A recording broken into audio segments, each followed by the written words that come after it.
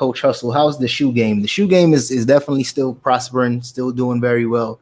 I think the shoe game is very popular right now. It's very trendy. A lot of people are trying to get into the shoe game, and they're selling a bunch of dope stuff. As you all know, the hype shoes, it's tons of hills and valleys. One week something is hype, the next week nobody wants it anymore. And for that reason is why I don't necessarily deal within the hype categories. I sell a lot of the basics, a lot of shoes that one thing I'll say, my intended customer, because as a business owner, you always have to think of who the customer that you have in mind. So my customer is not the person that's willing to spend $1,000 on some shoes.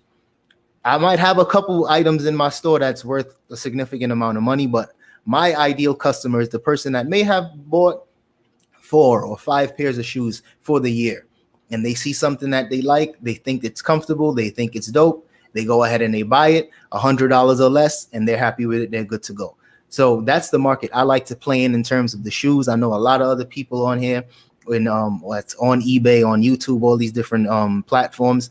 They sell Travis Scotts, they sell Yeezys, they got bots, they do this, they do that. And those types of things is dope. It's a lot more money involved. But for me, my intended customer is just the person that, enjoys sneakers, want to spend, maybe 100, maybe 120, 130 on some shoes, buy a few pairs of shoes a year, and that's it. So that's how I'm viewing the whole shoe game as a whole. And I think that's why my business has been sustainable. And it's growing it's growing at a steady rate. It's not getting crazy to the point where I'm swimming in money like Scrooge McDuck. I'm not, rich yet, but it's sustainable to the point where I've reached that goal, what I always wanted to be, just comfortable in terms of reselling. I remember at one point when I first started, I was literally just hustling to pay the rent. As long as I can pay the rent this month, I'm good. And thank God I've never had to borrow money or take out a loan or, ask favors and stuff like that. The business has continued to grow. But now I'm reaching that next stage where I'm trying to grow the business and just see how far we can take things. And, me selling more of the average shoe, that is definitely a part of the future. That is part of the game plan for sure. Someone said, how's your wholesale journey doing? Just recently, I came across a really good website. It was actually a referral. Somebody that watches the video sent me an email and shared one of their liquidators with me. So I'm not going to put that source out there because I didn't order it yet, so I don't feel comfortable, sharing the source yet. But I'm eventually going to order a pallet from them, probably do an unboxing on the channel and just see, because I think the last time I did a wholesale unboxing, it was more of like a sponsored video. So they just sent me a pallet, and for me, it was a really good pallet. But a lot of people also said, well, it wasn't a pallet, it was just a wholesale box. And a lot of people said that, when you're doing these sponsored boxes, on sponsored unboxings, the companies tend to give you all the good stuff, and then they try to make their money on the back end by the people that order boxes. So for me, I'm not going to approach any liquidators or wholesale companies and let them know that I have a YouTube channel or anything like that. I'm just going to try ordering some boxes, do some unboxings on the channel, and I'm going to just play it by ear and see how that goes. But I think one big thing is that it's so easy to find clothing, especially women's clothing by wholesale or liquidation. That's probably the first things that I come across. And I'm not just talking about liquidation.com or bulk.com or anything within the first 30 pages of Google. I'm telling you guys the research that I do now. Now I wake up around 7:30, 8 o'clock every day, and I start my day by just trying to do some online sourcing, trying to figure out, what websites are actually good, which websites are reputable, which ones have manifests, who has reviews. So I've been spending a lot of time trying to do that, and it's going to take a while until I come across a really good source.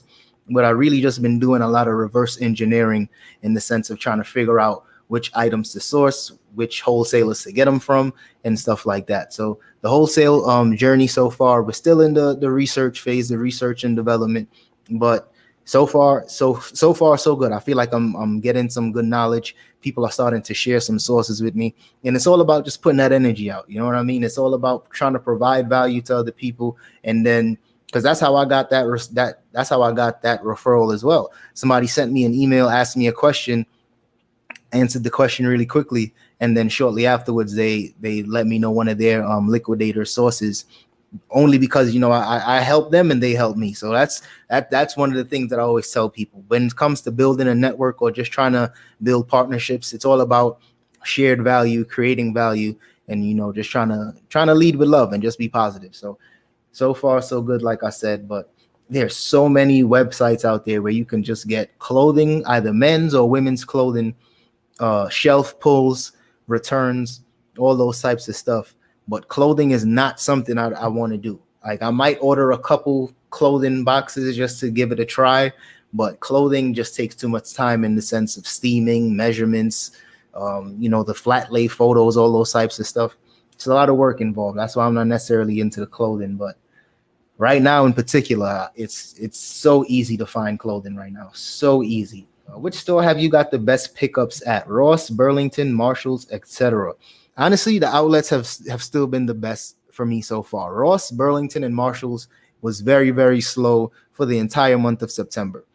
Altogether, I probably grabbed maybe 100 pairs from Ross, but I'm usually getting 200 to 300 pairs from Ross any given month. So it was very slow in terms of just them restocking has been very slow. Burlington's I usually frequent, the ones that's right near my house, and the others that's not too far. Those are also very, very dry. So I don't necessarily go to Burlington that much.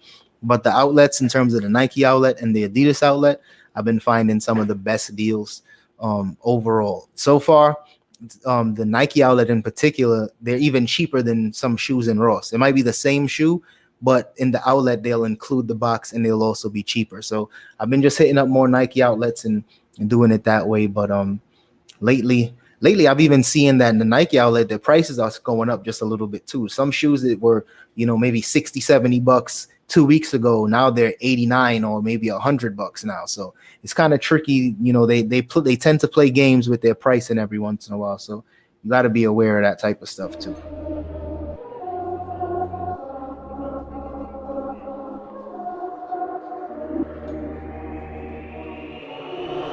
For the winner, cause you felt like you was losing, only for the winner.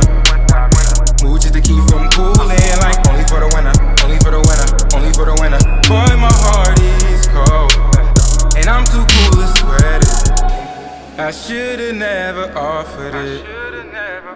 I'm tight and now I'm off this. You should wanna be a real one. Earn the bases hard, I still won. Tired of